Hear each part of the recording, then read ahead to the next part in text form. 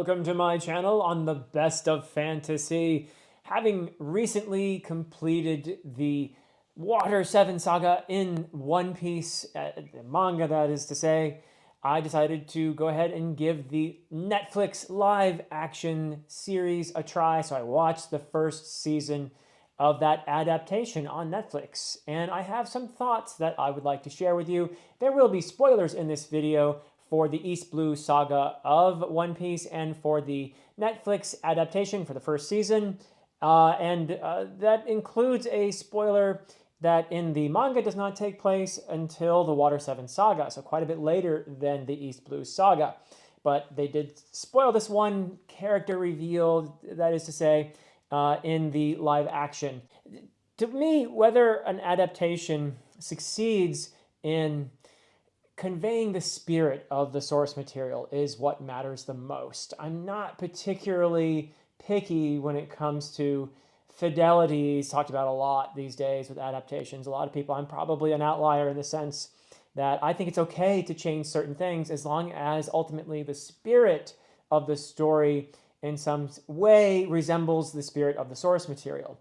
So you could say that's a fairly low bar in a way, but actually I think it's a fairly high bar in this case because the spirit of One Piece is unique. It is a very difficult thing, I would think, to achieve, to replicate that tone and that the goofiness combined with the incorporation of some pretty serious themes and some really heavy emotional impact. So I think it's a big challenge. I don't envy the showmakers in trying to get all that right.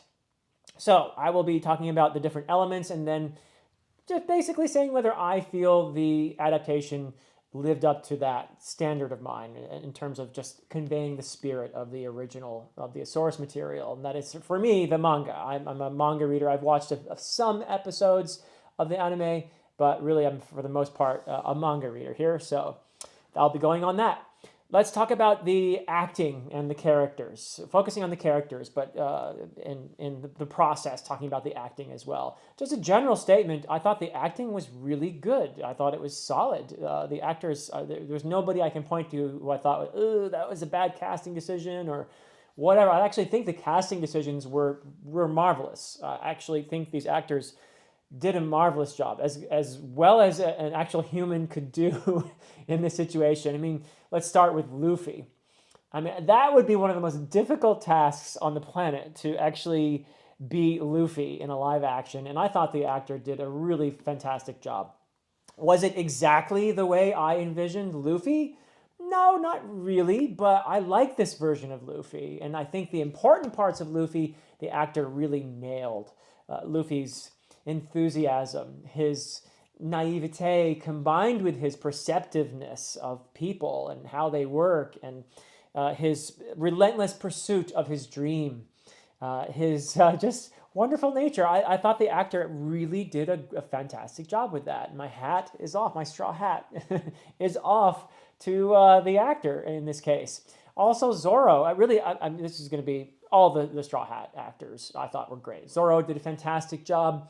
I love his understated delivery. It was just great, perfect at times to make me smile. There was some great comedy. By the way, with the lines, there was some dialogue in there that was not in the manga, at least. I don't think it was, some of it was, all of it was necessarily in the anime either. I think that the show writers did a good job of making up their own dialogue to fit the situations that they were dealing with because of the compression of the series, which I'll talk about in a bit. But yeah, I thought Zoro had some great lines that conveyed his personality, but also the ongoing dynamic of the crew. Initially, Zoro and Nami being very resistant to the idea of there even being a crew. And then gradually you see them warming up to not only Luffy, but to the idea of being a family. So I thought the actor did a tremendous job with that. And Nami as well. Nami really delivered. And for me, that was one moment I was really looking for, was the help me Luffy moment, because that was, for me, the emotional high of the East Blue saga. A key moment when, for me, I awakened to the emotional depth of One Piece. And I thought the actor did a great job there in that situation as well. The person playing Nami, outstanding job, got the emotions across, got the Nami who was, at least superficially very uncaring and just kind of jaded and wary. And yeah, I mean, she really got that across that this poor young woman had lived through a lot. You could tell even before we got to Arlong Park. This young woman had been through a lot, and you could see it in the way the actor portrayed the character, and in her vulnerability that comes out in that moment. The "Help Me, Luffy" moment was just nailed really, really well. I thought I got pretty emotional as well while watching the live action. Usopp, I thought Usopp was maybe just from the moment of seeing Usopp, I thought, wow, that was maybe the best cast decision of all. I thought that the actor playing Usopp really just got it perfect. The whole storytelling. This Usopp convinced me that he has all kinds of stories going on in his mind. I really enjoyed the presentation there of Usopp and his constant battling with what he perceives to be his cowardice, which is probably what most of us would be like in the situations that they're thrown into. We would all be thinking, run away. But that he's wrestling with that instinct, and he is showing his courage in ways that I thought were marvelous. So there were certain scenes like when he was running away during an Arlong segment. It was just perfect, and how he finds a way to face his enemy in that situation. Perfect. Sanji as well. I mean, the Sanji part was great. I loved the backstory of Sanji's, the whole episode with Chef Zeph when they were stranded on that island, and Chef Zeph sacrifices his leg, and all of that. I thought that was just brilliantly conveyed. And the emotional moment when Sanji leaves, when he leaves Baratier and his life, his family, to go out and find the All Blue and join this crazy crew, the Straw Hats. I immediately liked Sanji. Just beautiful job. The depth of Sanji's character comes through really well. He cares about people. You can tell in the way he feeds people. But it goes beyond just food, I think, as well. And you can really see that the actor really conveys that quite marvelously, I thought. So excellent job. And the Going Merry. I have to say, cannot forget the Going Merry as a member of the crew as well. I thought that the portrayal of the Going Merry was great. I was a little at first kind of taken aback by how much decor was on the Going Merry. There was a lot of more frills on there, I think, than I felt like there was in the manga, but it was fine. It was absolutely fine. The figurehead was a bit clunkier, I thought, than what I envisioned, but that might be necessary in the real world.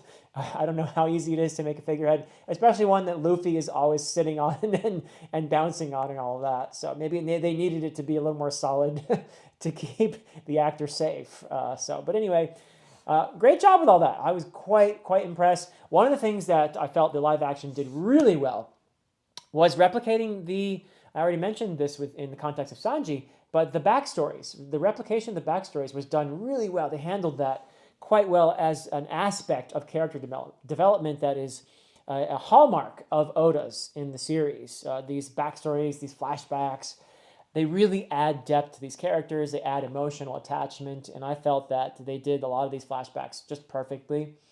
I really appreciated that as well. And these are all things that are very much in keeping with the spirit of the original, of the source material. So fantastic. As far as the world goes and the vastness of it, the eclecticism of it, the spirit of adventure that world just exudes, I thought they did a marvelous job with that as well. I found it very convincing. It is very eclectic. When you see it in the live action, you realize there are styles from different eras all just thrown together right from the very beginning when you see the execution of Gold D. Roger right there in the beginning. So you've got that, and you've got all kinds of just people from all over the place, the diversity of it. And that's in the manga, that diversity of this world.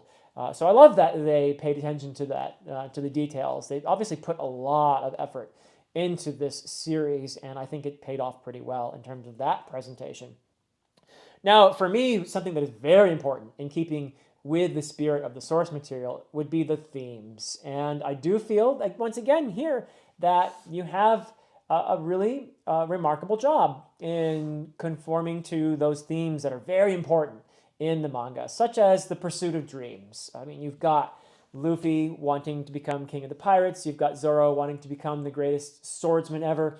You've got Nami with her initial dream of saving her town, but also becoming a navigator and blossoming among the crew. And you've got Usopp becoming a brave warrior of the sea. And you've got Sanji questing after the All Blue, etc., etc. So you've got the pursuit of dreams marvelously put in there. Also, freedom. Freedom is a theme that is very important. And this is in the context of a world where you have a world government that can be very controlling. You have the Marines, and among them, there are certain members who are, there's a pro and a con here. The Marines are all about order and justice, right? And keeping the peace. But if you go just a little too far with that, it becomes oppression, doesn't it? And this is something they explore through especially with the relationship between Garp and Luffy. And this is, of course, the thing that they reveal much, much earlier in the live action than is revealed in the manga. So, that is in keeping with the theme that does exist in the manga as well. So I think that's okay. Now, I'll talk about that a little bit more when I talk about the compression and the changes. And of course, you have friendship and found family and the whole idea of nakama, which I don't think they use that word in the live action, but you feel the spirit of it amongst this crew that is congealing, growing together, becoming a family. I really appreciated that they got those themes across. Also, the theme of oppression and othering I mentioned a moment ago, but in the context of the Arlong and all of that, you have a group of people, the fishmen, who have been oppressed in this world. And Arlong's answer to that oppression is more oppression. And we see where that leads. So this is, I think the live action does dare to go where the manga goes in terms of presenting those things. Some difficult stuff. How do you respond to oppression? Is oppressing your oppressor the appropriate response or not? And these are questions that are explored in the manga. So yeah, great stuff. Now let's talk about the compression, because obviously in 8 episodes that are about an hour long, you have to compress a lot. Now, a lot of details were discarded. A lot of characters were, in a sense, combined. Some characters were given more prominence, others really a lot less or disappeared altogether. This is inevitable in an adaptation, in my opinion. You have to do that in order to, especially if you're given the task of doing it in 8 episodes, which the showmakers probably were told by the executives, hey, you got to do this in 8 episodes. So they had to make a lot of tough decisions, and I think they made them well. For example, the prominence of Kobe in the live action. I thought that was a good decision, actually. And you do see, of course, Kobe in the chapter introduction pages at times. So his story is not dropped altogether in the manga, but it's clear that the showmakers decided to give Kobe a much more prominent role in the live action, which I thought worked well, because you have Kobe's pursuit of his dream, which reinforces the theme. That's really important. And it is the case that Kobe comes back into the manga at the point where I've read anyway, where in Water 7, near the end of Water 7, actually it's in the post-Enies lobby arc, he's there and you can see his development there. And you can see that that's all being hinted at in what they've done in this first season. So I like that. They gave Kobe, and by extension also Helmeppo, a more prominent role. And the friendship that's developing between Kobe and Helmeppo, big thumbs up from me. I thought that was really cool. I like that. That's another theme you see in One Piece all over the place, is people who initially think they're enemies of one another becoming friends and even becoming really close friends. That happens in One Piece. So I like how they gave Kobe and Helmeppo more prominence. Now, Garp, they brought, as I said, him into the story much sooner. That was the big spoiler that people wanted me to avoid, to not watch the live action until I'd finished the Water 7 saga. So I listened to that advice. I'm glad I did. But I do think that it was probably a good decision to give Garp more prominence. And that was at the expense of some Marines that simply just don't have a role in the live action. So they in this way have combined several characters and put them into one, I guess, is now the question is do they thereby stick to the spirit? Do they contribute to the themes of One Piece? And my answer is a clear yes. Again, they give Garp this role, but he is the representative in this case of the Marines, of the world order, of a certain viewpoint, of a certain philosophy, and that is in stark contrast to Luffy. So he serves as a foil to Luffy in a way that he does not, certainly in the East Blue Saga, or any really much at all, up until where I've read it, at least in the manga. But I think that works. I think that works for the story very well to put Garp in there as a foil for Luffy. And his relationship with Luffy, of course, being his grandfather, complicating that a whole lot as well, is something that they do a good job of exploring and making that part a bigger part of the story than has been the case, at least in the manga so far. So I'm good with that. Now, a good example of a character who almost disappears in the live action is Don Krieg, who has a much more prominent role in the manga. But if you ask yourself what was his role, he was one of those villains who was there to essentially have the heroes kind of level up and have to meet an obstacle that they need to dig a little bit in order to overcome.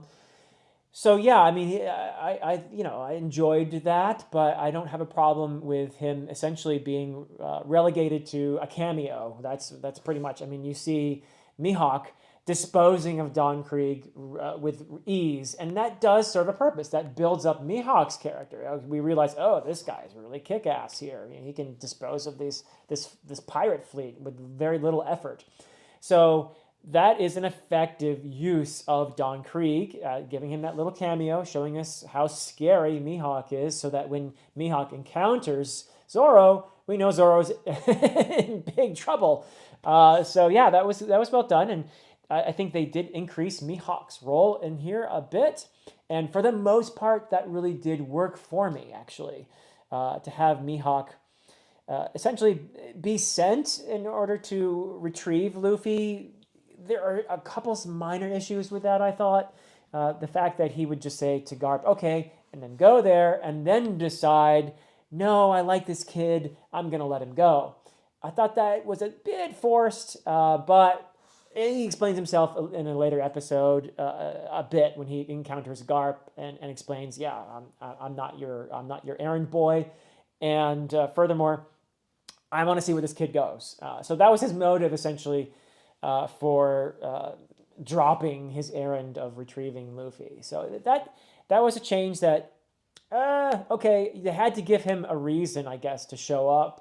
And the reason had already disappeared because Don Krieg had been disposed of earlier in his cameo. So they had to come up with a different reason for the arrival, I guess, of Mihawk. And they did it. I think one thing they did well there was to try to tie that in with the bigger things that they're doing, with the arc of Luffy and everything else, and the pursuit of dreams, et cetera, et cetera. And his encounter with Zoro was really well done, and the big echoes of the manga in really great ways. So that was, by the way, one of my favorite scenes was probably the duel between Mihawk and Zoro, where you just see the big difference in power at that point. But all kinds of promises to come, as in the manga. So I love it. To a degree, you can hear this. I'm just basically praising this live action. So you should probably have picked up by now that I do feel that it does convey the spirit of One Piece, the manga. So it is, I'm not going to say, it would be a bit too snarky to say that this is the Spark Notes version of the manga. That's an exaggeration, because I do feel it succeeds in conveying the spirit. And honestly, Spark Notes never does that. It does not succeed in conveying the spirit of its whatever it is that it's summarizing. So it definitely goes beyond that. But it does lose, obviously. You cannot have that many chapters of a manga condensed into 8 episodes without losing stuff. Did they choose wisely when it came to what they were going to discard? I think so. Did they compress in a way that kept to the spirit of the source material and also made sense, that contributed to the themes and everything else that was really the important stuff? Yes. My answer is yes. So yes, you do feel the One Piece spirit. I definitely got some emotions going while watching this live action series. I did feel that magic combination of goofiness with the emotional investment and some of the tough themes. So this was definitely a thumbs up for me. I will certainly be watching the second season with much interest as I move ahead in the manga as well. So those are my thoughts. I'd love to hear what you think. And please, leave your thoughts in the comments. And that is it for me for now. Until next time.